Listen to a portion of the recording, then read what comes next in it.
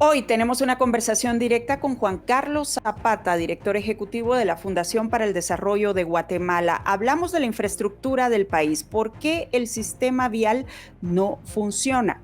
¿Cuáles son los puntos en los que se coincide con el gobierno desde el sector empresarial y los que hace falta trabajar?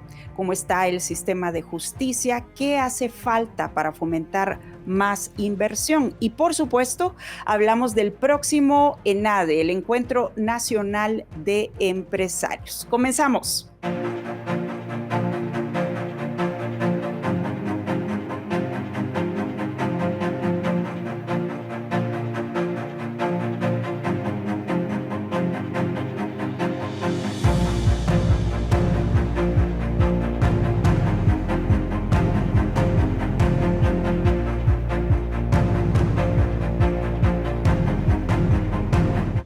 ¿Qué tal? ¿Cómo están? Bienvenidos a este espacio de conversaciones directas. Hoy nos acompaña Juan Carlos Zapata. Él es director ejecutivo de la Fundación para el Desarrollo de Guatemala, Fundesa. Vamos a hablar de ENADE y, por supuesto, de la situación del país. Un análisis completo. Así que, licenciado Zapata, ¿cómo está? Bienvenido a este espacio.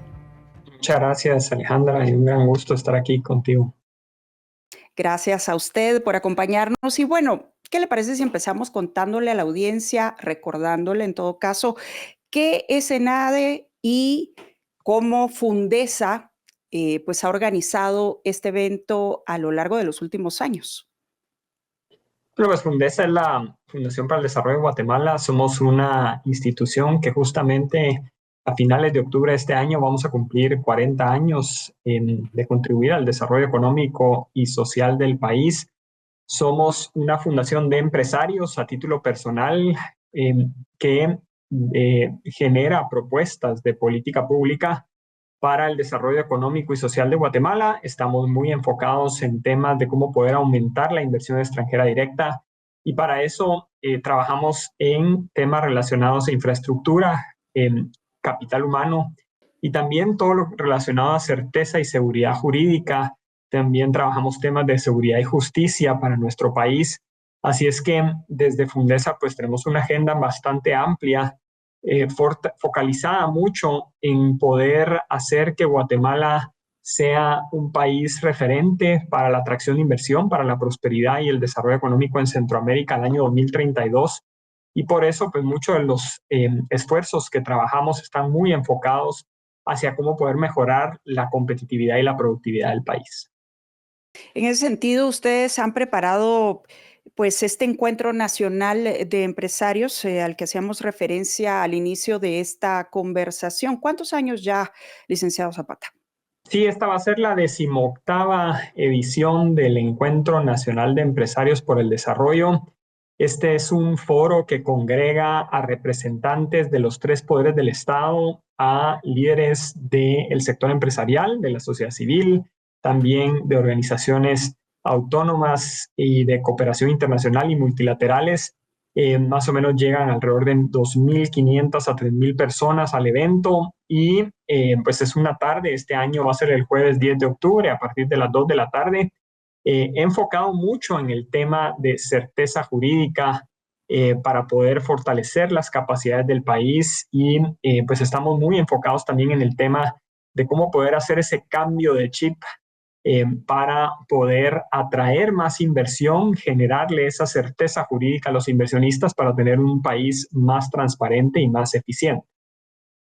¿Cuáles son las principales debilidades, hablando ya un poco más de esa agenda que ustedes tienen en lista? ¿Cuáles son las principales debilidades en el marco de certeza jurídica que ustedes anotan? Bueno, cuando vemos la certeza jurídica en Guatemala, especialmente la certeza jurídica hacia la inversión, hay temas muy importantes que se tienen que profundizar. Estamos hablando, por ejemplo, de temas relacionados a poder tener una agenda digital para el país que le permita a Guatemala generar más oportunidades de desarrollo, tener un Estado 100% digital. También es importante reconocer que en Guatemala se necesitan reformas institucionales que mejoren la competitividad del país, fortalecer el sistema de justicia, que también es otro de los grandes temas que el país necesita, y una agenda marco general de cómo poder tener más transparencia y por supuesto pues un gran acuerdo nacional por la transparencia en el país. Estos cuatro grandes temas nosotros hemos venido trabajando desde que empezamos este esfuerzo del ENADE este año, enfocados en esa certeza jurídica, un Estado digital y transparente para un país más eficiente. Lo primero es, tocamos mucho el tema de cómo poder tener confianza en las instituciones. Luego también tuvimos un conversatorio interesante sobre las reformas a la ley electoral y de partidos políticos que Guatemala necesita. También cómo poder mejorar la competitividad del país, cómo fortalecer las capacidades del sector justicia, el fortalecimiento del servicio civil y también hablamos un poco de los temas relacionados a la libertad económica, el derecho a la propiedad y también muy enfocados en cómo poder seguir trabajando en la lucha contra la corrupción.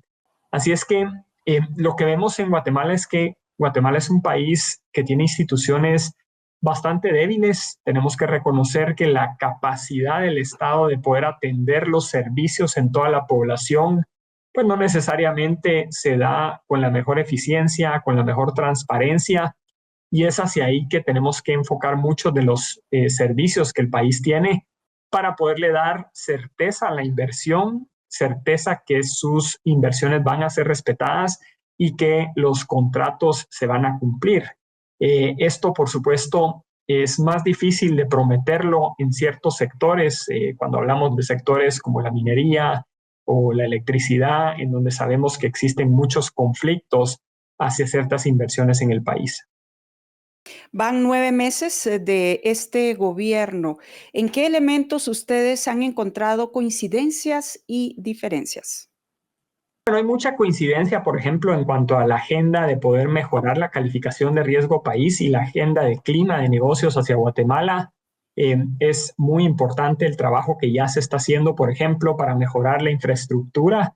Ese ha sido uno de los grandes temas donde hemos visto varias coincidencias, especialmente en una cartera de alrededor de 100 proyectos, que son casi 7.700 millones de dólares en CAPEX que se tienen que invertir para poder mejorar las carreteras puerto a puerto, frontera a frontera y el área metropolitana, así como también inversiones en puertos, el aeropuerto y algunos otros proyectos en caminos rurales. Por el otro lado, cuando vemos la agenda de calificación de riesgo país, estamos trabajando de forma conjunta porque ese es un beneficio tanto para el sector público como también para el sector privado de poder tener y ser en Guatemala un país grado de inversión. Eso, por supuesto, ante calificadoras como Moody's, por ejemplo, es donde estamos más cercano a lograrlo. Estamos a un paso de ser un país grado de inversión. En Fitch y en Standard & Poor's, pues todavía nos falta un poco más. Y donde vemos una gran coincidencia es en la necesidad de poder seguir trabajando en fortalecer la capacidad institucional del Estado para tener más alianzas público-privadas, para poder fortalecer la capacidad del país para poder brindar mejores servicios en educación, en salud, en seguridad, por supuesto en infraestructura, y donde existen ciertas diferencias todavía es en la forma en que esas alianzas público-privadas se puedan llevar a cabo. Nosotros, por supuesto, estamos empujando muy de cerca la ley de infraestructura vial prioritaria, por ejemplo, que podría cambiar la forma en que se contratan las empresas a largo plazo por indicadores. También, pues, en las alianzas público-privadas, nosotros creemos que se podría reformar ya la ley de a nadie para que no todos los proyectos tengan que ir al Congreso. Así es que pues ahí hay una discusión de la conveniencia de qué proyectos deberían de hacerse a través de alianzas público-privadas. ¿Es solamente en el tema de alianzas público-privadas en donde han encontrado diferencias o hay otros asuntos en agenda?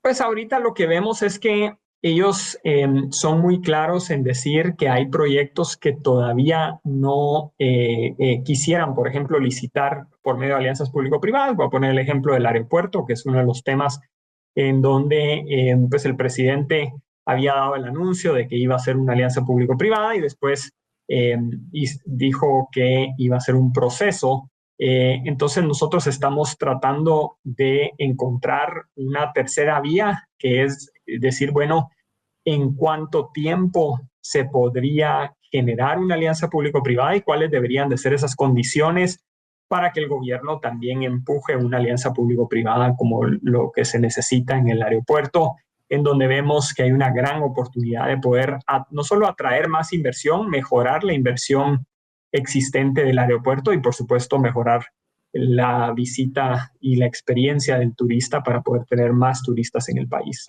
Entonces, a cómo quedó el acuerdo, ¿cree usted que se van a registrar avances significativos en el desarrollo del aeropuerto o ustedes creen que hace falta más? Pues es un proceso que creo que ahorita el gran desafío que tiene la Dirección de Aeronáutica Civil es cómo poder separar las funciones regulatorias y administrativas que necesita tener el gobierno de la parte operativa y administrativa del aeropuerto.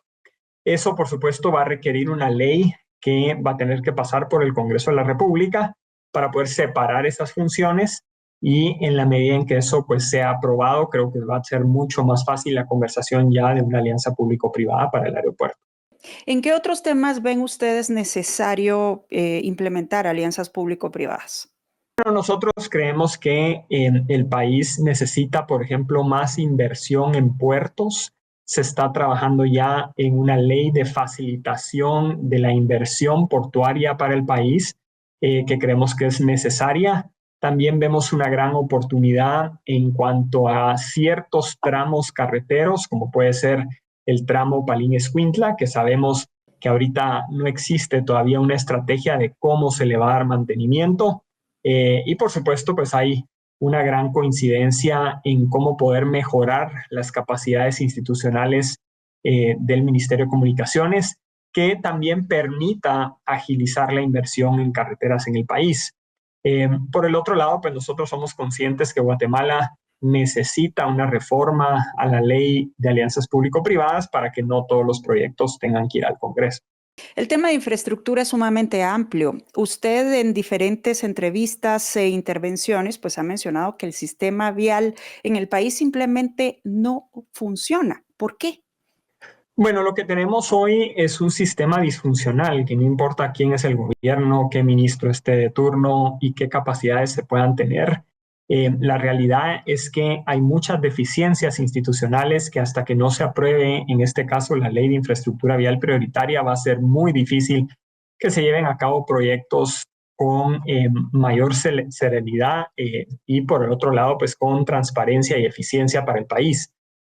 Vemos, por ejemplo, que no existe una ley que garantice el derecho de vía. El derecho de vía se lleva a cabo, el proceso de expropiación realmente es inexistente en Guatemala para poder generar una ampliación de carreteras en el país. Todo esto se hace con un acuerdo gubernativo que existe de los años 40. Por el otro lado, no existe tampoco una regulación del uso del subsuelo.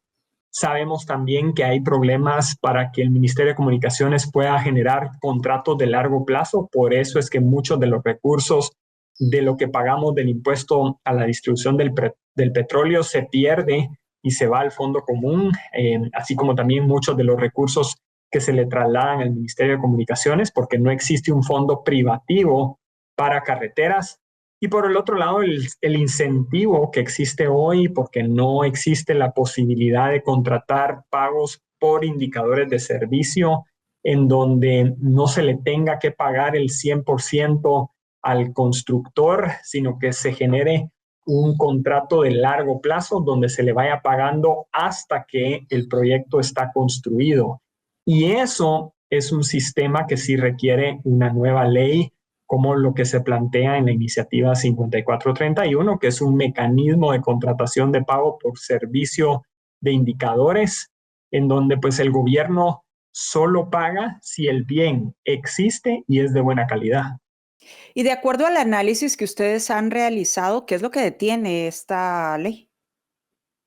Bueno, lo que hemos visto es que simplemente hay intereses en la infraestructura vial, especialmente cuando vemos a ciertos contratistas que viven de la obra pública y del sistema como opera actualmente, que se oponen a estas reformas. Hemos encontrado que hay ciertos consensos importantes por parte del Congreso de la República para acotar la ley a las carreteras centroamericanas y esperamos que con esos acuerdos pues se logre aprobar la iniciativa este año, ya que más de 90 diputados votaron para que se regresara a la comisión, que se le hicieran las reformas necesarias y ahorita pues ya de hecho está para primer debate esta semana. Usted dice contratistas que están influyendo en diputados en el Congreso de la República. Así es. Y lo que vemos es que el sistema como actualmente funciona es muy clientelar. Entonces, depende de quién es el contratista, la carretera se hace o no se hace.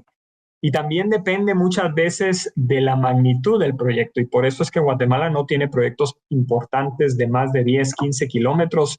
No hay ningún tramo que sea de 100, 120 kilómetros pagados por obra pública tradicional, porque simplemente el sistema no permite esas capacidades de escala a gran volumen para poder tener grandes proyectos de infraestructura vial. Entonces, para entender un poco mejor el tema, porque hay asuntos que son del Ejecutivo, hay asuntos, las leyes, pues son del Congreso de la República. En el caso específico de esta agenda legislativa, pues entonces estaría detenida prácticamente por estos diputados que usted dice que tienen influencia de algunos contratistas. Hay influencia de contratistas, hay influencia también de diputados que no entienden por qué es necesario el cambio de modelo y que piensan que simplemente es de cambiar a las personas. Eso es lo que se dijo durante mucho tiempo y lo estamos viendo ahora, que tenemos un nuevo gobierno, que tampoco es que se esté construyendo mucha infraestructura. La capacidad del gobierno bajo este sistema no supera los 200 kilómetros por año de carreteras nuevas, cuando deberíamos de estar construyendo 2.000 kilómetros por año, que es lo que necesitamos realmente para reducir la brecha que tenemos. Recordemos que Guatemala es ya del continente americano y de muchas partes del mundo el país con la menor inversión de red vial por habitante. Tenemos apenas 1 metro de red vial por habitante, cuando países como El Salvador tienen 2, países como México tienen 6, países como Estados Unidos tienen 20. Entonces, pues sí es importante acelerar la inversión de la red vial y eso, pues bajo el sistema existente, es casi imposible. O sea, dependería entonces del Congreso para Total. tener esas leyes. Quiero preguntarle otro punto relacionado con esto, y es que venimos de una crisis en la autopista Palín-Escuintla, la ruta Puerto Quetzal, y el Ejecutivo ha argumentado la necesidad de este reajuste presupuestario que fue aprobado recientemente. ¿Ustedes creen que con eso se soluciona el problema o qué hace falta? Con eso se va a resolver parte del problema, que es la reparación del tramo carretero del kilómetro 44, pero no es suficiente mientras no se cambie el modelo, mientras no se apruebe un nuevo mecanismo de contratación, que es lo que propone la Ley de Infraestructura Vial Prioritaria, y que es por eso que es tan importante la agenda legislativa en el Congreso de la República. De lo contrario, lo que va a ocurrir es que no vamos a tener un sistema para darle mantenimiento, especialmente a la autopista Palín-Escuintla, porque es una autopista que la empresa, cuando estaba contratada bajo el mecanismo de peaje, tenía 160 personas a su cargo dándole mantenimiento. El gobierno tiene más o menos 50 personas para todo el país. Entonces no existen las capacidades institucionales para una autopista de esa magnitud. Y en cuanto al presupuesto que está previsto para el siguiente año, ustedes ya han hecho un análisis, si bien es cierto, pues apenas se presentó la semana pasada, pero ¿han tenido ustedes oportunidad de hacer un análisis o de observar cómo está el tema de inversión en infraestructura?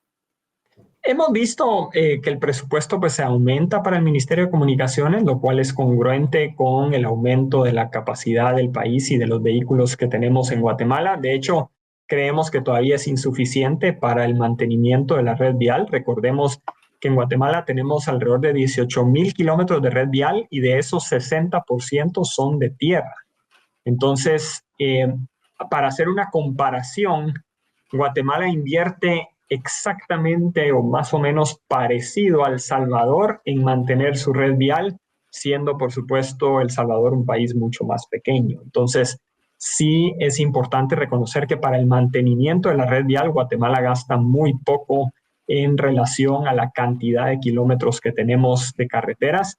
Y por el otro lado, es un sistema que no promueve la eficiencia, la transparencia y la calidad del gasto público, porque no existen mecanismos de contratación de largo plazo a 20, 30 años en donde no se le tenga que pagar el 100% a la construcción, sino pagar anualidades por el mantenimiento de las carreteras.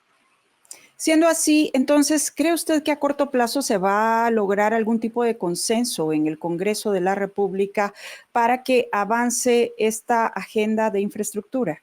Creo que estamos en un momento propicio porque, por supuesto, por un lado, el tema de la infraestructura vial ya se volvió una crisis para el país y por el otro lado, pues está reflejándose en los costos de la canasta básica, en los costos de la logística y, por supuesto, en toda la parte comercial, los alimentos, gran parte, 40%, pues viene del costo logístico y eso pues tiene un impacto directo en la calidad de la infraestructura vial.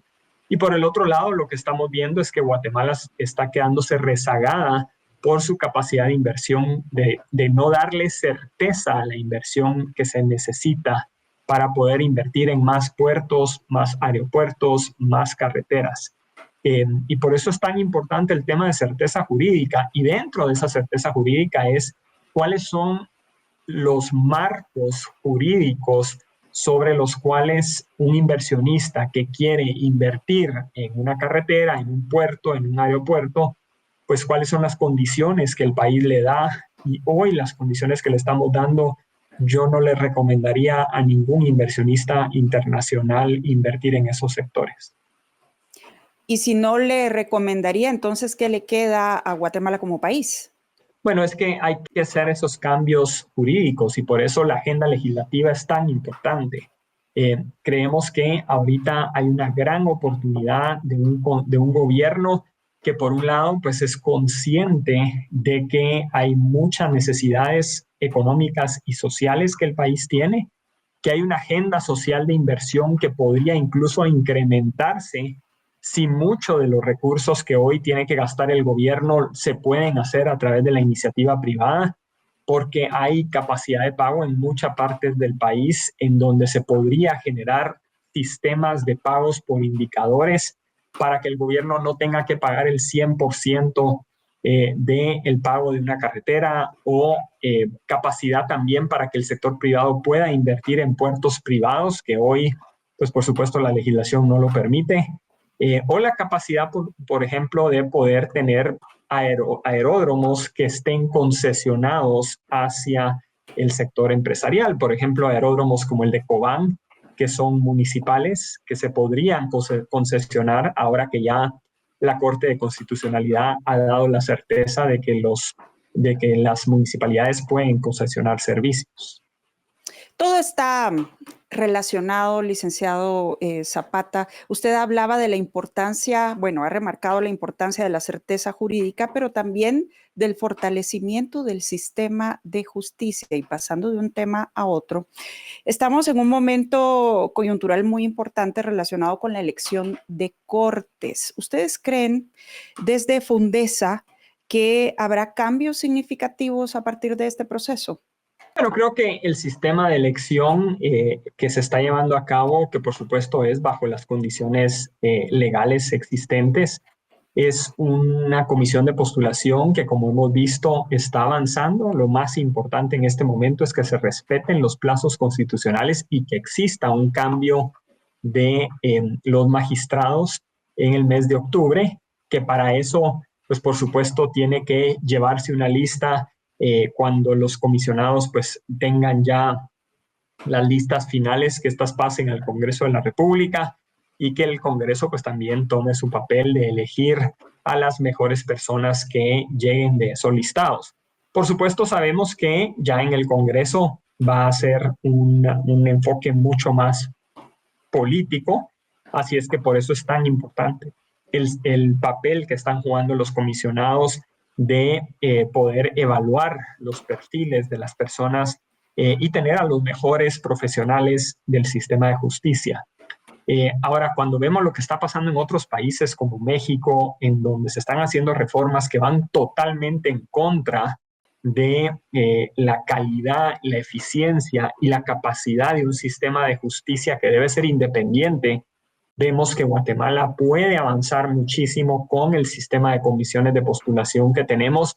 Por supuesto, si se le genera un seguimiento a la capacidad que puedan tener las personas que llegan a ese sistema de elección. De hecho, usted escribió recientemente una columna en Prensa Libre sobre el tema y me llamó la atención porque al final, y por eso ponía el tema sobre la mesa, eso también tiene que ver con la inversión y la credibilidad hacia un país para la inversión. Pero ¿qué pasa cuando no hay confianza en el sistema de justicia de un país como en el caso de Guatemala? Bueno, lo que vemos es que Guatemala es un país que está generando inversión extranjera directa. De hecho, la inversión extranjera creció 7% el año pasado y se proyecta a superar los 1.600 millones de dólares este año. Así es que sí existe confianza en Guatemala para poder invertir. Claro, quisiéramos que fuera más, podríamos llegar al doble de inversión. Y eso puede ser una realidad si, por ejemplo, todo el sistema de justicia y gran parte del Ejecutivo fuera digitalizado. Por ejemplo, si todo el Ejecutivo estuviera digitalizado, como ya lo mandata la ley antitrámites o la ley para la simplificación de trámites administrativos, el registro, por ejemplo, del Ministerio de Salud estaría 100% digitalizado. Eso no ha ocurrido todavía. Por eso hemos visto que el Ministerio de Salud ya no puede cobrar los servicios porque no tiene una plataforma de pagos digitales. Pero lo que estamos viendo es que hay un aumento de las capacidades institucionales de los tres poderes del Estado. Por supuesto, el Congreso tal vez es el que está más avanzado en ese tema porque todos sus servicios ya son digitales. La gente vota de forma digital, el voto es público, ya no es como era antes, que era a mano alzada, o como es en otros países como Honduras, donde ni siquiera se sabe cuál es la agenda que se va a discutir. Entonces, creo que en el país hemos avanzado en ciertos temas de transparencia, de eficiencia. El sistema de justicia, por supuesto, debe seguir avanzando llevar hacia los juicios para que sean mucho más orales, que no se tengan esas grandes cajas de papeles que vemos cada vez que se plantean demandas.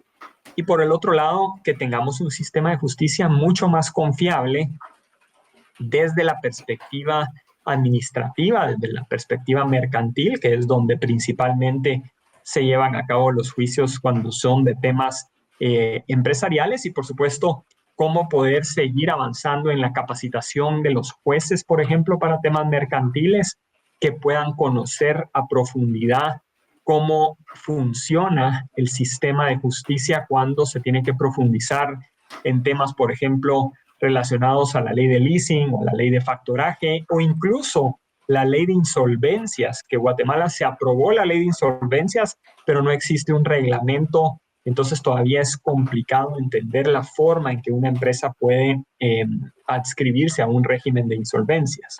Por el otro lado, pues sabemos que Guatemala tiene un mercado de capitales todavía bastante bajo. Podríamos tener un mercado de valores mucho más competitivo. Guatemala tiene un sistema también de bancarización todavía bajo. Únicamente 37% de la población utiliza servicios financieros bancarios. Entonces eso es un tema en donde se tiene que seguir avanzando. Por supuesto, pues eso va aunado a una agenda de desarrollo urbano en el país, porque solo 53% de la población vive en ciudades y eso tiene que seguir avanzando para que todos los servicios le lleguen a la población. Usted hablaba entonces de transparentar los procesos, por ejemplo, y esto pasa por ese proceso de digitalización, pero también tiene que ver con la investigación de los casos y esto está muy ligado con el tema de infraestructura por la cantidad de casos de corrupción y denuncias que se han presentado. Y para cerrar ese tema, pues otro de los asuntos que ha llamado mucho la atención en los últimos meses y quiero preguntarle cómo ha afectado eso a la inversión del país es este pulso entre el presidente de la República y la fiscal general que tiene que ver también con el sistema de justicia. ¿Cuál es la postura de ustedes al día de hoy? Bueno, lo que vemos es que las instituciones tienen plazos, que los plazos deben cumplirse. Hay una iniciativa, por supuesto, planteada por el presidente de la República para aprobar una iniciativa de ley y regresar la elección del fiscal general a como era antes. Así es que eso pues es un tema político. Mientras esa ley no sea aprobada, pues la fiscal tiene un plazo que cumplir. Y por el otro lado, pues el presidente también tiene un plazo y un mandato legal de 4 años. Así es que lo más probable, a como se ven las cosas en el Congreso, es que la fiscal pues tendrá su término en 1 año y medio más o menos que le hace falta. Y luego pues habrá una nueva elección de un fiscal general que esperamos que el presidente finalmente pues pueda escoger a alguien que dure, por supuesto, el plazo correspondiente, y eso se va a traslapar con un nuevo gobierno en la próxima elección. ¿Ha impactado ese pulso en el clima de inversión en el país?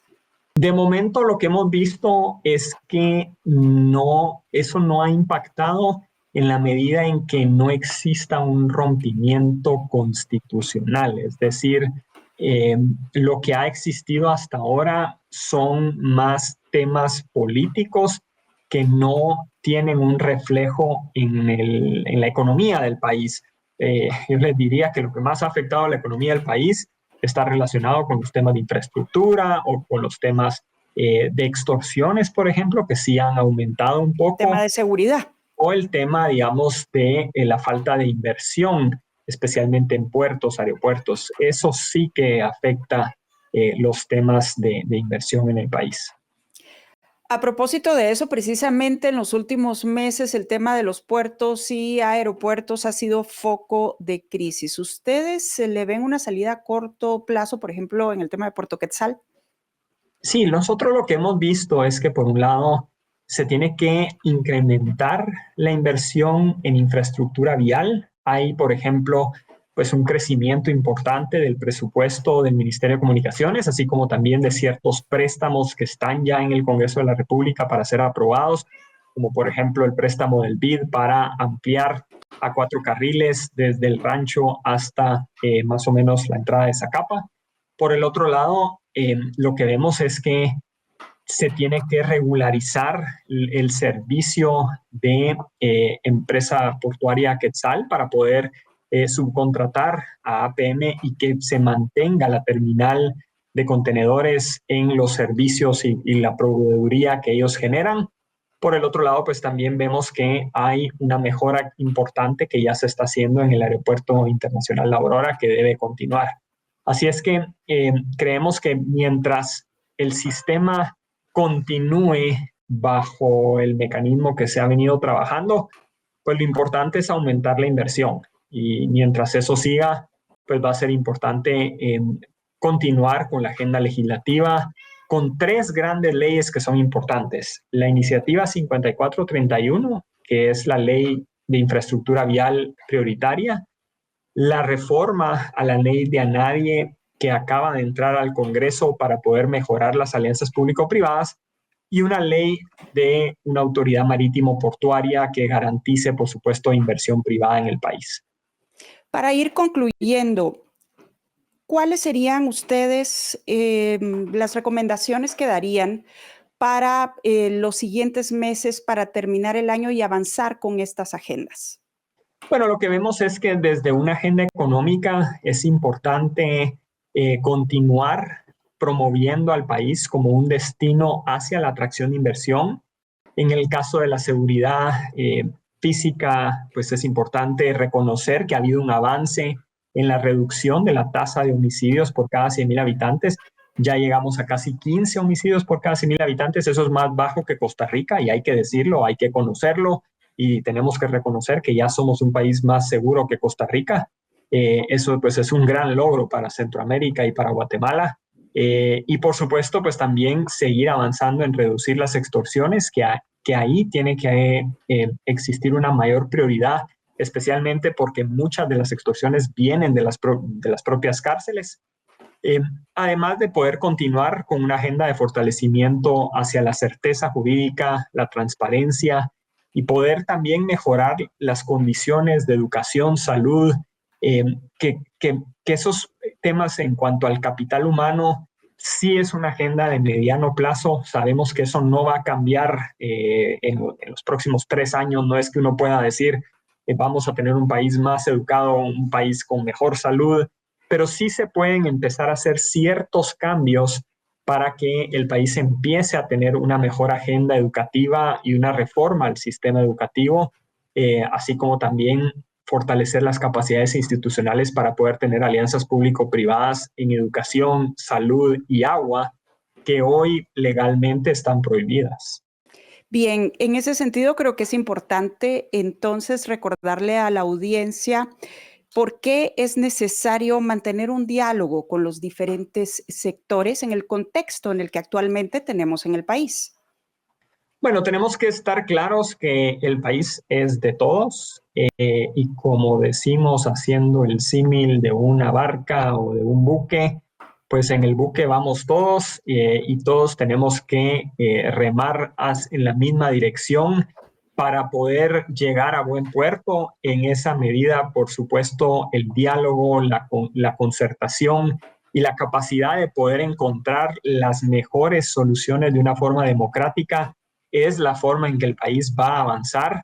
Sabemos que han habido retrocesos en muchos países de la región. Vemos lo que está pasando en Venezuela, en Nicaragua, en El Salvador, en México. Y por supuesto, pues Guatemala se empieza a ver muy bien a nivel internacional porque existe una agenda clara, democrática, de fortalecimiento de las capacidades institucionales del país y que eso puede ser un gran imán hacia la atracción de inversión.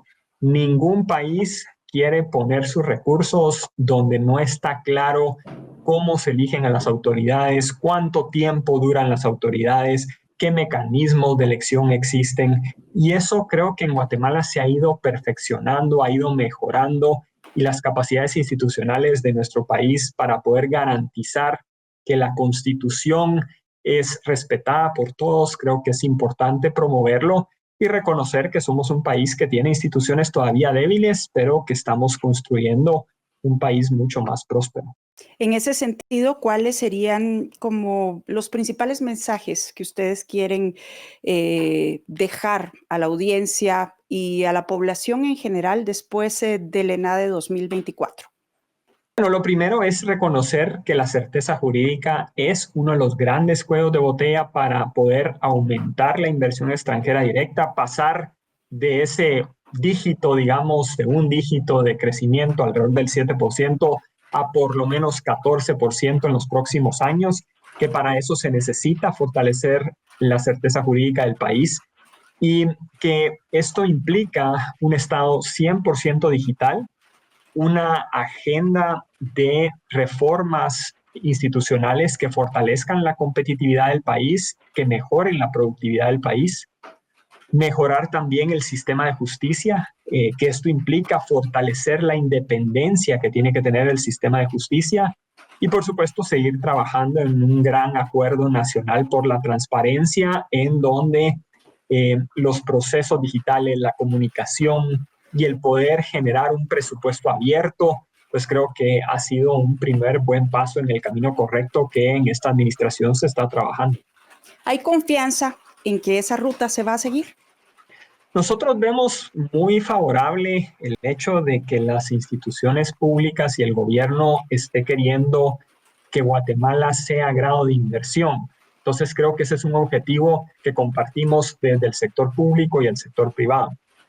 Para que Guatemala sea grado de inversión, necesitamos, como bien lo han recomendado las calificadoras, aumentar la inversión de la formación bruta de capital fijo público, es decir, todo lo que tiene que ver con puertos, aeropuertos, carreteras, lo que escuelas, hospitales, centros de salud, cárceles, todo lo que es la obra pública en cuanto a infraestructura, no solo de carreteras, sino infraestructura en general, Y por el otro lado, mejorar las capacidades institucionales para que los servicios del gobierno efectivamente le lleguen a la población. Ahí estamos hablando de temas de educación, de salud, de seguridad, pero también temas de agua potable. Por eso, pues el tema que ha lanzado la vicepresidenta y la ministra de ambiente para el tema, sí, de ambiente para el tema de la ley de aguas es muy importante. Y por el otro lado, pues seguir avanzando en una agenda que le permita al país crecer de una forma económica y llevar ese crecimiento económico a un 6%. Pero para pasar de un 3,5% a un 6%, pues sí se necesita mejorar la infraestructura del país, porque ahí está el principal cuello de botella que hoy tiene Guatemala. Cuando vemos los indicadores internacionales, si estamos hablando de capital humano, si estamos hablando de certeza jurídica, tradicionalmente no es que estemos en los mejores lugares, pero tampoco estamos en los peores. Pero en infraestructura siempre estamos en los últimos lugares y hacia ahí debemos enfocarnos. Para concluir, una meta a corto plazo que permita lograr ese objetivo. Para empezar, y de corto plazo, es que todos los ministerios cumplan la ley de digitalización, la ley antitrámites para llevar a un Estado 100% digital, que hoy todavía no todos los ministerios lo han cumplido. Por ejemplo, el Ministerio de Salud. El registro de productos farmacéuticos, alimentos y todo lo que tiene que ver con permisos dentro del Ministerio de Salud todavía le hace falta muchísimo para digitalizarse y ese tiene que ser un objetivo claro de este gobierno. Pues ya ellos mismos reconocieron que el Ministerio de Salud no va a poder cobrar servicios en este momento porque legalmente no lo pueden hacer si no es por medios digitales. Así es que eso es un incentivo también para mejorar la digitalización de todo el gobierno y, por supuesto, eventualmente de todo el Estado. Si hay voluntad política, ¿cuánto tiempo se necesitaría para cumplir con ello? Bueno, para que el gobierno sea digital, eso se podría cumplir en menos de 6 meses. De hecho, hay muchos avances y ya varios ministerios tienen, por decirlo así, todos sus procesos digitalizados. Son ciertos ministerios que todavía les hace falta. El Ministerio de Comunicaciones es otro que todavía tiene grandes limitantes, que tiene que ver mucho también con las capacidades institucionales que tienen muchas de las unidades dentro del ministerio. Pero creo que si hay un compromiso, y creo que lo hay, de poder avanzar en esa agenda digital en todos los ministerios en los próximos 6 meses, deberíamos ver a todos los ministerios 100% de una forma digital. Bien, pues licenciado Zapata, muchas gracias por haber conversado con nosotros en este espacio. Gracias, Alejandra, qué gusto. Gracias a usted y gracias a la audiencia por su sintonía. Soy Alejandra Álvarez, hasta la próxima.